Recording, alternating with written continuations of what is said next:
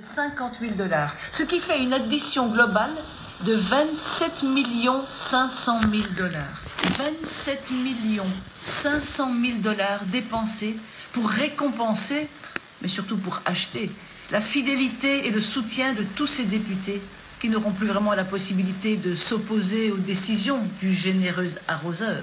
Qui osera refuser ce splendide cadeau là-bas? Qui osera renoncer à ce signe extérieur de réussite sociale et professionnelle au nom de l'équité, de la justice sociale et de l'éthique politique?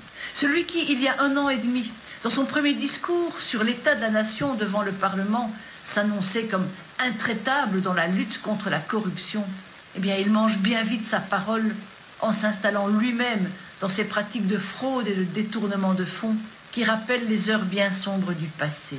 Ah, mais il s'agit de rester coûte que coûte au pouvoir.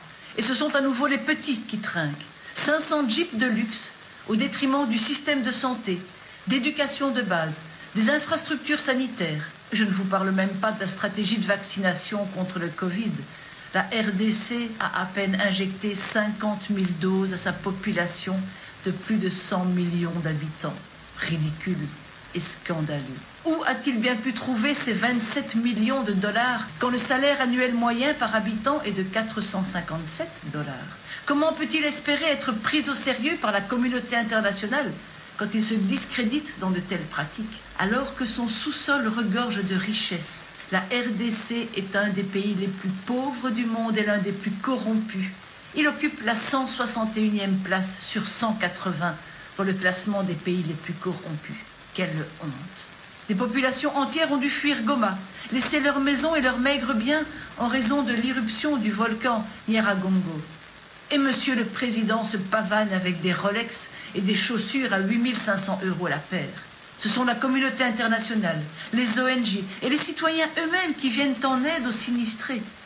Alors que la classe politique assure ses arrières financièrement, met à l'abri ses petits protégés en détournant l'argent public et probablement les aides internationales destinées à soutenir la population.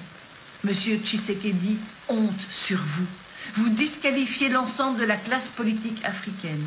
Vous ébranlez encore un peu plus la crédibilité de l'Afrique.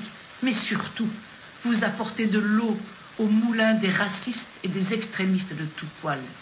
Le livre biblique des Proverbes vous décrit très bien. Un chef stupide passe son temps à voler les gens. Mais celui qui déteste les gains malhonnêtes vivra longtemps, dit le texte. À bientôt.